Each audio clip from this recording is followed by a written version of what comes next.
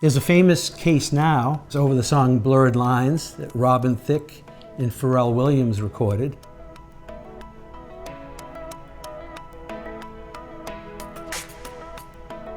And the Marvin Gaye family, part of the family at least, the estate, sued Robin Thicke and Pharrell Williams, saying Blurred Lines infringed their song Got to Give It Up. And it went to trial, and the outcome, I think, was horrible. It was found that that Thicke and Williams had infringed Marvin Gaye's song. Initially, it was $7.3 million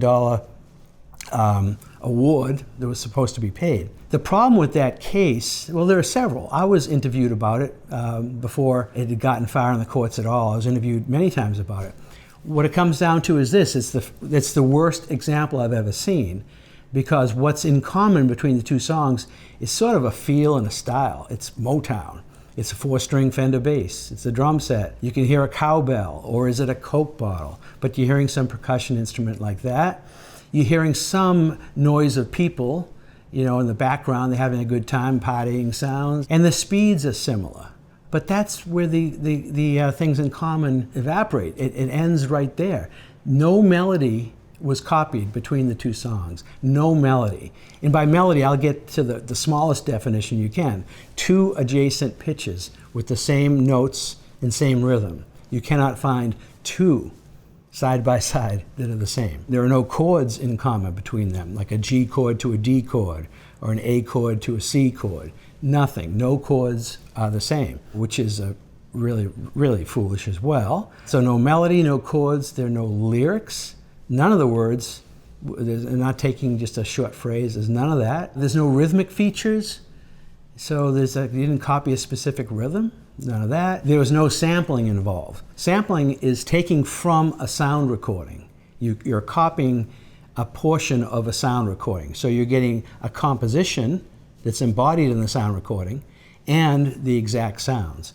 So there was none of that here. So again, this is the worst case I have ever seen, and the worst decision, because no melody was copied, no chords were copied, no rhythm was copied, no lyrics were copied, and there was no sampling. And I am now involved in the appeal of that. It took place in Los Angeles. It's being appealed to the Ninth Circuit, which is a court in San Francisco. And a lot of people are on board on our side to say that this was really a bad decision, because it has a way of stifling and frightening people. One of the things that Thicke or Williams said was that they were influenced by Marvin Gaye. Well, if you're in most kinds of popular music, how could you not be influenced by Marvin Gaye? You've heard Marvin Gaye or Stevie Wonder or Beatles, or just fill in hundreds more names. All of us have been influenced. And if you're inspired by someone or influenced, that's fine. Everything is that way. So this decision was really bad. It's under appeal.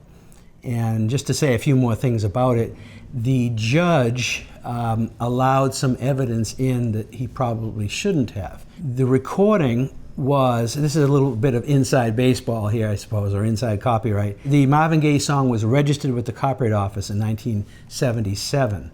And what you had to register in those days was the sheet music, because a sound recording was not protected by federal law. So they registered the sheet music. Now, the expert witnesses for the Marvin Gaye side based their work on the sound recording. But the sound recording is not what's at issue, and is not supposed to have been allowed in, and yet it was. So that's one of the problems. Those are big issues, cases like that. They can cost a lot of money. You don't know the outcome, and there are just a lot of ways to avoid that.